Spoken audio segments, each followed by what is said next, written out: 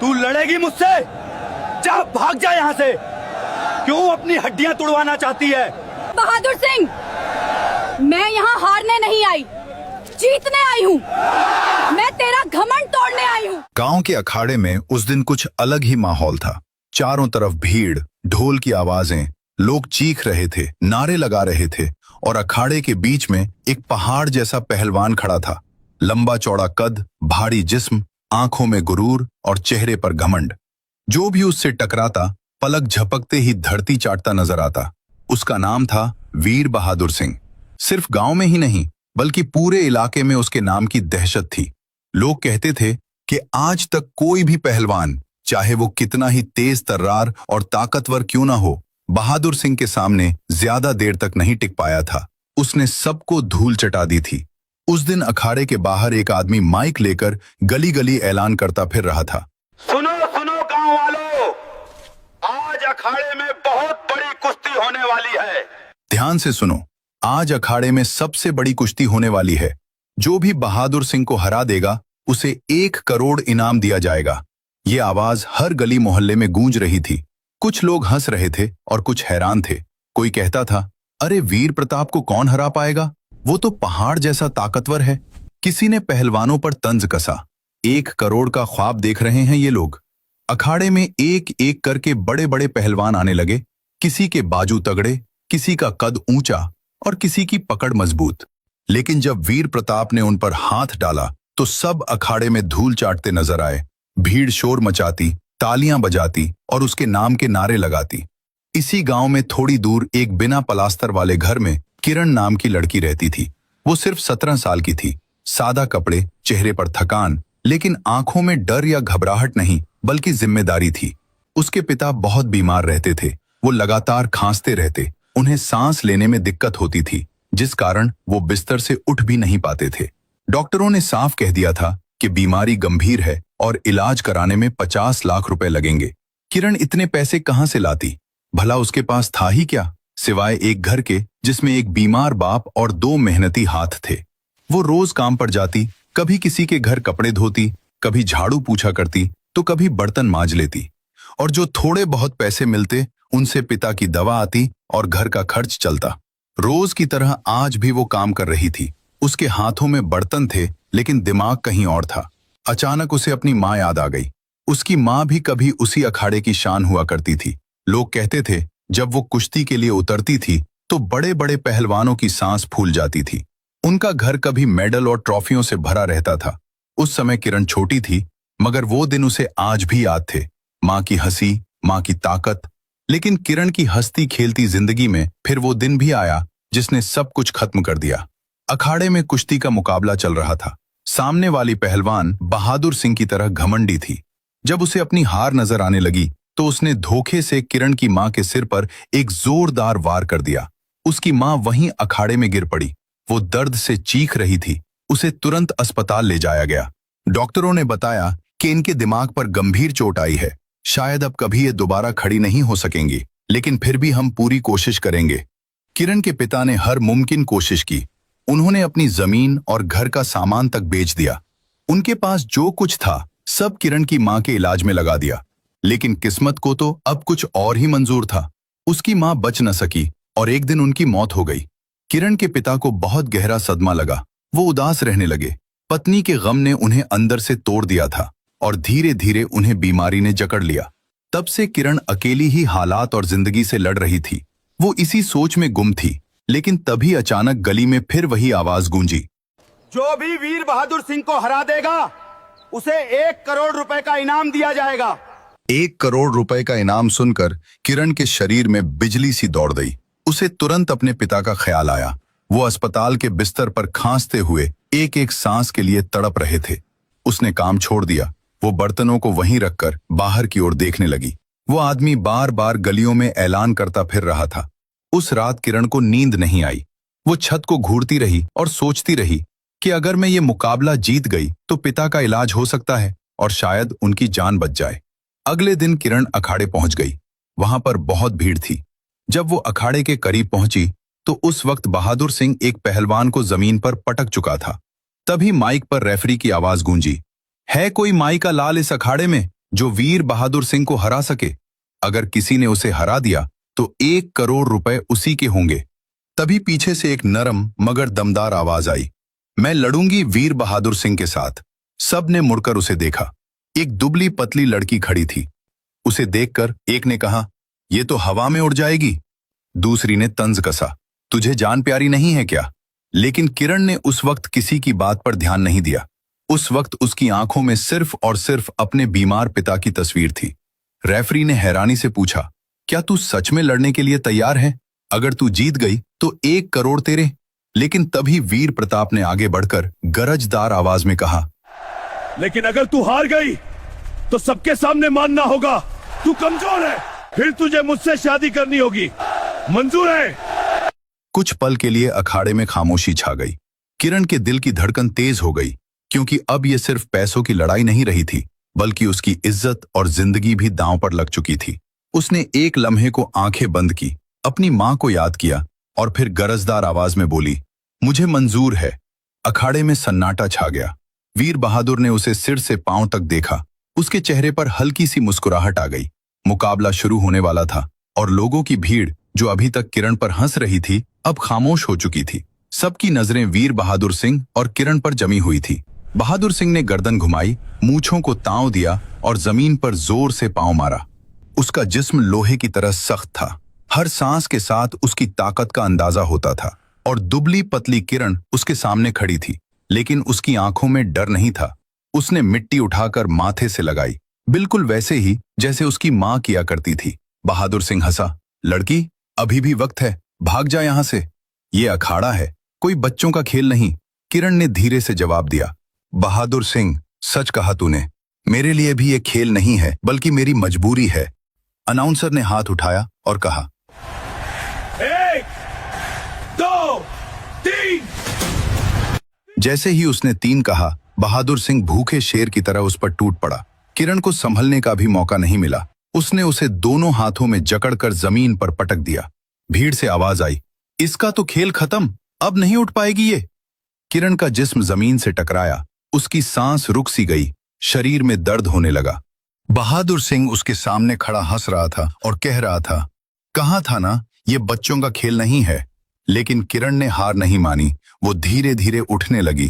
तभी उसके कानों में मां की आवाज गूंजी, पहली चोट से डर मत जाना बेटी। बड़ी पहलवान ताकत से तो हार सकती है, लेकिन चालाकी से हमेशा जीतती है। वीर बहादुर दोबारा उस पर झपटा, लेकिन इस बार किरण ने सीधा मुकाबला नहीं किया। जैसे ही उसने हमला किया तो उसने हल्की सी झुकाई दी और एक तरफ हट गई। वीर बहादुर का वार खाली गया। भीड़ में हलचल मच गई। ये कैसे हो गया? बहादुर सिंह को गुस्सा आ गया। उसने किरण को जोर से धक्का दिया। किरण दोबारा जमीन पर गिरी, लेकिन इस बार उसने फुर्ती से बहादुर सिंह का पांव पकड़ लिया। एक लम्हे के लिए उसका संतुलन बिगड़ा, मगर बहादुर सिंह ने झटके से पांव छुड़ाया और किरण को घसीटने लगा। मिट्टी उड़ने लगी। किरण की हड्डियां तक दर्द करने लगी, लेकिन अब उसके दिमाग में कुछ और ही चल रहा था। उसे वो दिन याद आया जब उसकी मां उसे सिखाया करती थी कि अगर सामने वाला तुझसे भारी हो तो पहले उसे खूब थकाओ और सांसों पर नजर रखो। जब वो हाँपने लगे तब वार करना।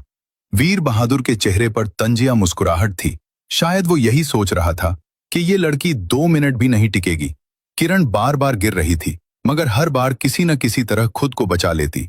अब भीड़ हंस नहीं रही थी, बल्कि खामोश हो चुकी थी। लोग फुसफुसाने लगे, ये लड़की तो बहुत सख्त और चालाक है। बहादुर सिंह ने अब पूरी ताकत लगा दी थी। उसने किरण को उठाकर पटकने की कोशिश की, लेकिन उसी लम्हे किरण ने उसकी कमर के गिर्द हाथ डाला और अपना पूरा जिस्म नीचे झुका दिया। बहादुर सिंह हैरान रह गया। उसे इतनी हल्की लड़की से ऐसी चाल की उम्मीद न थी। वो दोनों जमीन पर गिर गए। मिट्टी, पसीना और तेज सांसों की आवाज अखाड़े में गूंजने लगी। किरण का चेहरा लाल हो चुका था। उसकी आंखों में नमी थी, लेकिन ये दर्द की नहीं थी, बल्कि वो अपने बीमार बाप को याद कर रही थी। उसके होंठ हिले, मगर आवाज नहीं निकली। बहादुर सिंह ने दोबारा ताकत लगाई और उसे नीचे दबाने लगा।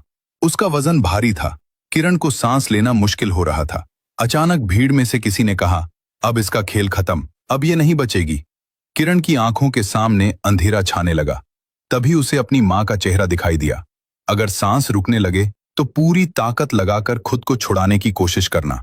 किरण ने अपनी सारी बची हुई ताकत एक जगह जमा की और जैसे ही बहादुर सिंह की पकड़ जरा सी ढीली पड़ी तो उसने अपनी टांग मोड़ी और एक जोरदार झटके से उसे पलट दिया। इस बार वीर बहादुर सिंह नीचे था। पूरा अखाड़ा तालियों से गूंज उठा। बहादुर सिंह को भी यकीन नहीं हो रहा था। उसने आज तक किसी को अपने ऊपर हावी होते नहीं देखा था। वो गुस्से में खड़ा हुआ, उसकी आंखें लाल हो चुकी थी। अब ये सिर्फ मुकाबला नहीं रहा था, बल्कि ये आन और शान की जंग बन चुकी थी। इस बार उसने अंदाज बदला। अब वो चौकन्ना था। किरण भी समझ गई कि ये कुश्ती लंबी चलेगी। दोनों एक दूसरे के सामने खड़े थे, दोनों पसीने में भीगे हुए और सांसें तेज। रेफरी चिल्लाया, क्या जबरदस्त मुकाबला है। किरण के हाथ कांप रहे थे, लेकिन दिमाग बिल्कुल शांत था।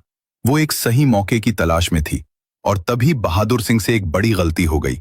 उसने बिना कुछ सोचे समझे गुस्से में हमला कर दिया। यही वह मौका था जिसका किरण इंतजार कर रही थी। उसके कानों में मां की आवाज गूंजी, जब सामने वाला गुस्से में हो तो उसकी ताकत उसी के खिलाफ इस्तेमाल कर। वीर बहादुर सिंह जैसे ही आगे बढ़ा तो किरण हल्की सी नीचे झुकी। उसने दोनों हाथ उसकी कमर में डाले, अपनी पूरी ताकत और दिमाग लगाया और जैसे ही बहादुर सिंह का वजन आगे की तरफ झुका, एक पल के लिए उसका संतुलन बिगड़ा और यही आखिरी मौका था।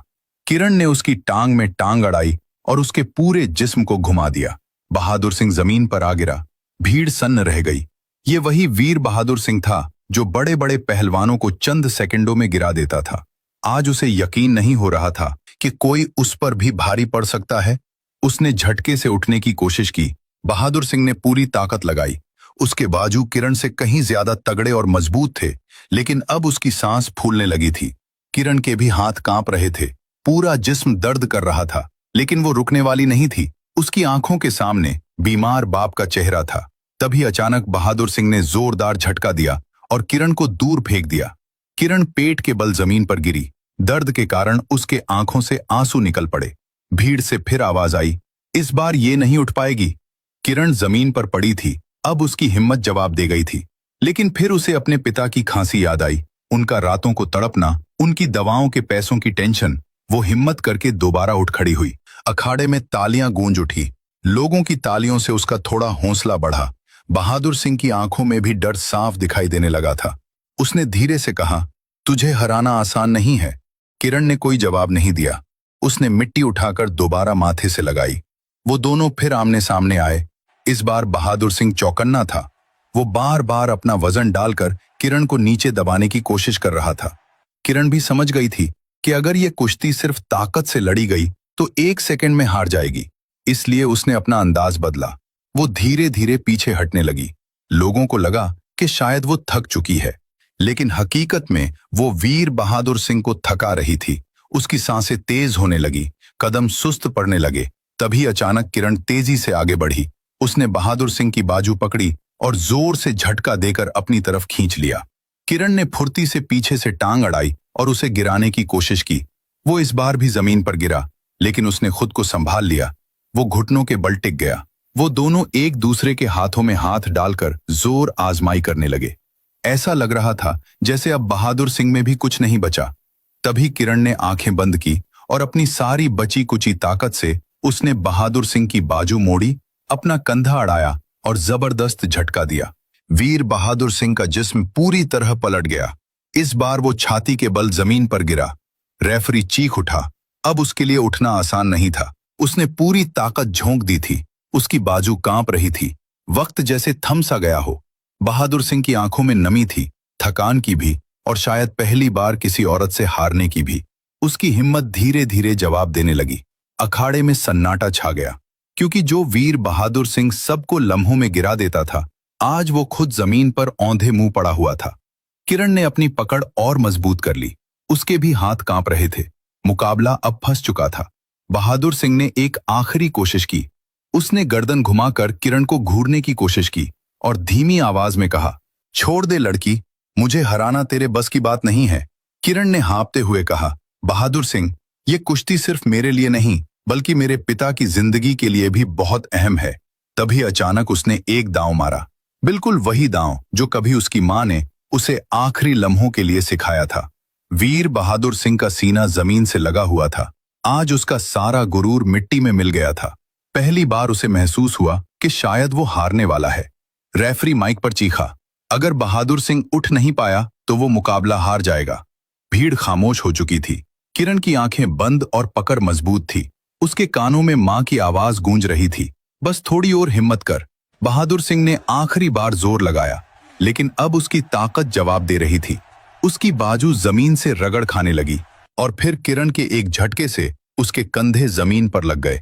रेफरी चीख उठा, वीर बहादुर सिंह हार गया और किरण जीत गई।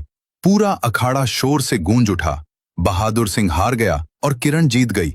लोग तालियां बजा रहे थे, उसके नाम के नारे लगा रहे थे, लेकिन वो रोती हुई वहीं अखाड़े में बैठ गई। बहादुर सिंह सिर झुकाए धीरे धीरे उठा। उसके चेहरे पर गुस्सा नहीं था, बल्कि एक पहलवान की तरह उसकी आंखों में किरण के लिए सम्मान था। वो किरण के पास आया और बोला, आज तूने मुझे हराया ही नहीं है, बल्कि मुझे सिखाया है कि असल ताकत क्या होती है। उसने किरण का कंधा थपथपाया। रेफरी ने अनाउंस किया, आज की कुश्ती की विजेता है किरण। किरण को एक लम्हे के लिए यकीन ही नहीं हुआ। वो चारों तरफ देखने लगी। लोग खड़े होकर तालियां बजा रहे थे, उसके नाम के नारे लगा रहे थे। इसके बाद उसके सामने एक बड़ा सा बैग लाया गया। रेफरी ने जोर से कहा, यह रहा 1 करोड़ का इनाम, और अब ये किरण का है। किरण के हाथ कांप रहे थे। उसने पैसे खोलकर नहीं देखे। उसने बैग उठाया और बिना कुछ कहे भीड़ के बीच से बाहर निकल गई। उसका दिल जोर जोर धड़क रहा था। वो दौड़ती हुई अस्पताल पहुंची। उसने डॉक्टर को रोका और हाँफते हुए बोली, डॉक्टर साहब, आप पैसों की चिंता ना करें, बस कैसे भी करके मेरे पिता को बचा लीजिए। डॉक्टर ने हाँ में सिर हिलाया और तुरंत उसके पिता का इलाज शुरू कर दिया गया। लेकिन समय बीतता गया। किरण ऑपरेशन थिएटर के बाहर बेंच पर बैठी इंतजार कर रही थी। वो आंखें बंद किए बैठी थी। उसे अपनी मां याद आ रही थी, जैसे वो पास बैठी कह रही हो, बेटी, आज तू सच में जीत गई। तभी ऑपरेशन थिएटर से डॉक्टर बाहर आए। उन्हें देखते ही किरण खड़ी हो गई। उसके हाथ पैर कांप रहे थे। डॉक्टर ने मुस्कुराकर कहा, तुम्हारे पिता अब खतरे से बाहर हैं। पूरी तरह ठीक होने में उन्हें थोड़ा वक्त लगेगा, लेकिन वो ठीक हो जाएंगे। किरण की आंखों में आंसू आ गए और मां के गुजर जाने के बाद आज पहली बार उसने सुकून की सांस ली। कुछ देर बाद उसके पिता को होश आ गया। वो कमजोर आवाज में बोले, बेटी। किरण ने उनका हाथ थाम लिया। पिता ने धीरे से कहा, बेटी, तू बिल्कुल अपनी मां जैसी है। वो भी बहुत सेवा करने वाली और मेहनती औरत थी। समय बीतता गया। उसके पिता धीरे धीरे ठीक हो गए। किरण ने फिर कभी घरों में काम नहीं किया। वो रोज अखाड़े में जाती, प्रैक्टिस करती। अब वो अपनी मां की तरह नामवर पहलवान बन चुकी थी। लेकिन वो जानती थी कि उस दिन की जीत सिर्फ पैसों के लिए नहीं थी, बल्कि वो उस लड़की की जीत थी जिसे सब ने कमजोर समझा था। आज भी जब किरण अखाड़े की मिट्टी को छूती है तो उसे अपनी मां की आवाज सुनाई देती है कि असल ताकत जिस्म में नहीं बल्कि हौसले में होती है। दोस्तों, अगर आपको ये कहानी पसंद आई हो तो कमेंट में जरूर बताएं। साथ ही इस वीडियो को लाइक और शेयर भी करें। मिलते हैं नेक्स्ट वीडियो में। तब तक के लिए जय हिंद। ये कहानी पूरी तरह से काल्पनिक है। ये सिर्फ और सिर्फ मनोरंजन और सीख के उद्देश्य से बनाई गई है। किसी भी असल व्यक्ति या घटना से इसका कोई संबंध नहीं है। बेवकूफ गवार लड़के, ये मेरा अस्पताल है, कोई धर्मशाला नहीं। दोस्तों, आज यह कहानी है एक बेबस बेटे और उसकी तड़पती हुई रुपयों के लिए एक मां को मरने के लिए छोड़ दिया, तो कैसे उस अनपढ़ बेटे ने अपने जटे की जिद और कुदरत के जादू की सच्ची दास्तान है। अगर कहानी आपके दिल को छू जाए तो वीडियो को लाइक, कमेंट और चैनल को सब्सक्राइब जरूर करें। आपका अपना रौनी भाई आपके लिए ऐसी ही रुला देने वाली कहा चंदनपुर। यह गांव शहर की भीड़ भाड़ और शोर शराबे से इतना दूर था कि वहां के लोगों को शहर भुवन अपनी मां पार्वती के साथ रहता था। भुवन जब बहुत छोटा था तभी एक भयानक बेटे के नाम कर दिया। पार्वती सुबह सूरज निकलने से पहले उठ जाती। वह मीलों पैदल चलकर जंगल के भुवन ने बचपन से ही अपनी मां के हाथों में लकड़ियां काटने की वजह से पड़े हुए कठोर गट्टे और छालों को देखा था। अपनी मां ने कभी स्कूल का मुंह नहीं देखा था, लेकिन वह जंगल का सबसे बड़ा जानकार था। कौन सा पत्ता, दर्द, पूरा गांव छोटी मोटी बीमारियों के लिए भुवन के पास ही आता था। उनका जीवन बहुत ही गरीबी में लेकिन बहुत शांति से था। सर्दियां शुरू हो चुकी थीं और जंगल में सुबह सुबह बहुत कोहरा रहने लगा था। एक दिन पार्वती जैसे ही उन लकड़ियों को उठाने के लिए नीचे, जो कि खाई के किनारे उगी हुई एक अजीब सी कांटेदार बेल का एक लंबा